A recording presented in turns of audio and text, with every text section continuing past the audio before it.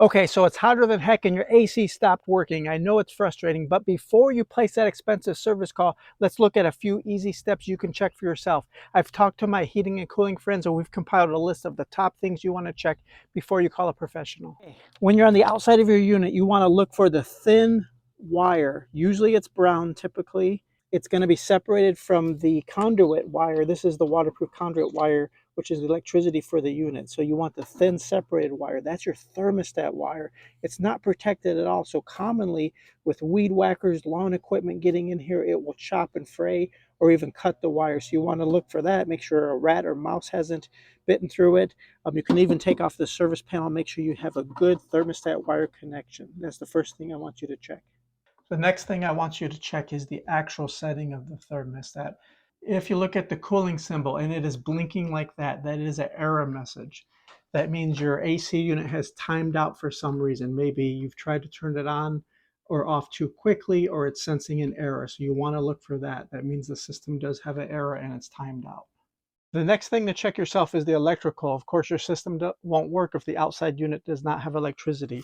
So to find your AC circuit breaker, it's going to be marked, hopefully. If not, it's going to be one of these double tandem circuit breakers. So a standard single circuit breaker is 120 volts.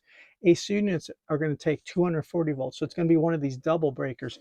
So if you can find to make sure it's been on and is not off. If a circuit breaker is in a halfway position, it's been tripped, so something overloaded it. To reset a breaker, you simply turn it all the way off and then back on and it's reset. While still on the subject of electricity, on your outside unit, you're going to be having a disconnect box. That's a required item. You're going to have some kind of service disconnect. Now in this unit, if I pull it out, that's what completes the circuit and makes the conductors connected. So you want to make sure that's still intact. Now your older unit might have fuses back there, so you want to check for the fuses and make sure that this is not loose or has fallen out. If you have a refrigerant leak, these copper pipes right here are the suction lines. If you have a refrigerant leak, most units will not turn on or not cool correctly. Sometimes the electronics will tell them not to turn on if they sense a low refrigerant. Another possible way you can check for low refrigerant is if your unit, your evaporator coil inside the house has iced over and you have likely water running all over the place. It's usually that the refrigerant is low, the evaporator coil has iced up and it's now not moving enough air through it. So you do want to have that professionally checked. That one you probably will need a professional to top off the refrigerant or search for a leak. All right, with the power turned off, you can remove these screws and you'll get to the service panel of your AC unit. You do have capacitors in there. There's a lot of good videos right now about how to change out your own capacitors. If you can get them, they're relatively inexpensive. You can do it for less than $50. However, if you call a professional, you're hundreds of dollars to have the capacitors replaced. But if it's hot enough and you're desperate enough, I'm sure you'll do that. The other thing I want you to check is your compressor itself. This outdoor, of course, gets really dirty. I'll put some pictures on the screen right now of dirty, clogged compressors. When the air is not allowed to move through them, they will not be able to cool effectively. So with the fan blowing, it's sucking air through the coils and blowing the hot air up. Fun fact, AC units aren't really cooling your house. They're removing the heat.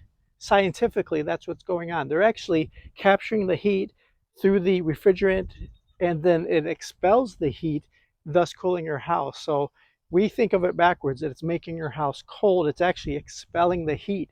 So you don't want to have anything above it, such as trees or umbrellas or sunscreens. You want to have the coils, the air coils, clean and clear. I've seen these completely clogged before. So the air needs to suck in through the sides. Warm air blows out the top.